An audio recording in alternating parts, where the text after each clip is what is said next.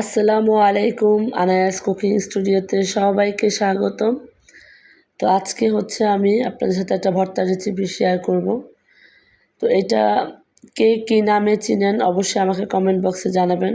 আমরা এটা কেউ কেউ এটাকে থানকুনি পাতাও বলে, আবার কেউ কেউ এটাকে টিয়ামুনি পাতাও বলে। তো যদিও আমাদের এদিকে এটাকে থানকুনি পাতা বলে, তো আপনারা কে কী নামে চিনেন অবশ্যই এটা কমেন্ট বক্সে জানাবেন। এটা কিন্তু খুব উপকারী একটা ভর্তা। এটা ভর্তা খান আর শাক খান, যেটাই খান খুবই উপকারী মানবদেহের জন্য, বিশেষ করে পেটের জন্য।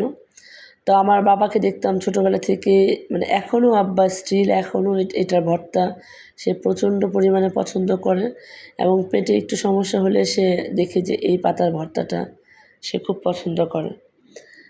তো আমারও এটা খেতে খুব ভালো লাগে, তাই ভাবলাম যে আপনাদের সাথে একটু শেয়ার করি। অনেকে হয়তো এই পাতাটা চিনেন না, বা চিনে থাকলেও কীভাবে খায় সেটা জানেন না। আশা করি নতুন রাঁধুনিদের জন্য অনেক বেশি উপকার হবে।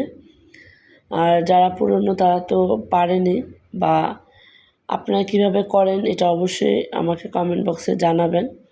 আমি যেভাবে করি সেটাই আপনাদের সাথে আমি শেয়ার করব।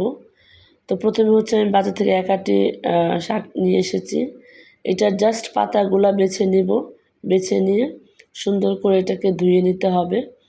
ধুয়ে নিয়ে পানি ঝরিয়ে নিব, একটা স্ট্রেনারে পানি ঝরিয়ে, পানি ঝরানো হয়ে গেলে তখন হচ্ছে এটাকে শিলপাটায় বেটে নিতে হবে। একদম মিহি করে বাটতে হবে। যখন মিহি করে বাটা হয়ে যাবে তখন হচ্ছে আমি এখানে ৮-৯টার মতো কাঁচামরিচ, আর মাঝারি সাইজের 2টা পেঁয়াজ কুচি, একটা রসুন কুচি, আর পরিমাণ মতো লবণ দিয়ে এটাকে বেটে নিয়েছি। এই দেখেন আমার ভর্তা রেডি হয়ে গিয়েছে।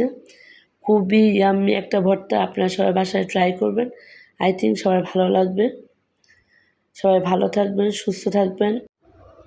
আসসালামু আলাইকুম।